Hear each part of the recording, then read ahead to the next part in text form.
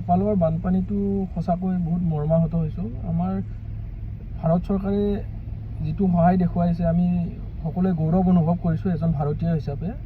কিন্তু সেই একেখিনি সময়তে দুখো অনুভৱ হয়। সেই একেটা বানপানী কেইদিনমান আগত আমাৰ শিৱসাগৰত হৈ গৈছে অসমত, কিন্তু ভাৰত চৰকাৰৰ এনেকুৱা তৎপৰতা আমি দেখা পোৱা নাছিলোঁ। এইবোৰত দুখ লাগে অলপ।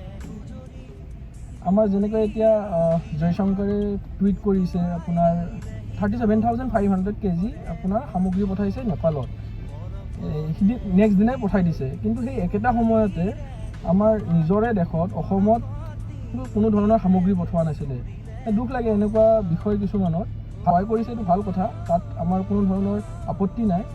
কিন্তু অসমখনৰ নিজৰ ঘৰতে ইমান পৰিস্থিতি বেয়া হৈ আছিলে, কিন্তু ভাৰত চৰকাৰৰ কোনো ধৰণৰ সহযোগিতা দেখা পোৱা নাছিলে। আৰু তথাকথিত TRP চেনেলবোৰৰ কথা নকওঁৱেই আমি। মুম্বাই, দিল্লীত বাহিৰে বিহাৰত বাহিৰে তেখেতসকলে একো চিনি নাপায়, কাৰণ অসমত TRP নাই। একদম শেষৰ পৰিস্থিতি আহি পোৱাৰ পিছতহে অৰ্ণৱ গোস্বামীয়ে অলপ দেখুৱাইছে অসমৰ বানপানী। তো ইমান ডাঙৰ পৰিস্থিতি ইমান বেয়া হোৱাৰ পিছতো আমাৰ নেশ্যনেল মিডিয়াৰ কেমেৰাটো অসমৰ পিনে ঘূৰি নাহে, সময় নাই কেমেৰাটো এংগলটো ঘূৰোৱাৰ কাৰণে।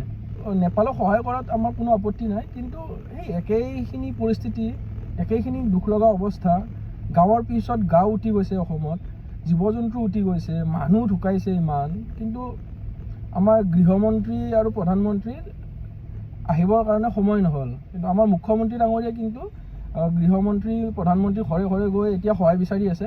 সহায় আহিছে 5,000 crore, আৰু পিছত হয়তো আহিব, কিমান আহিব সেইটো গম নাপাওঁ। কিন্তু এনেকুৱা হোৱা নাই জানো, এই TRPৰ কাৰণে ছ'চিয়েল মিডিয়াত দেখুৱাবৰ কাৰণে আমি বৃদ্ধাশ্ৰমত গৈ খানা খুৱাই আছোঁ, কিন্তু নিজৰ মাক দেউতাকে ক'ত খাইছে কি খাইছে একো খবৰ লোৱা নাই।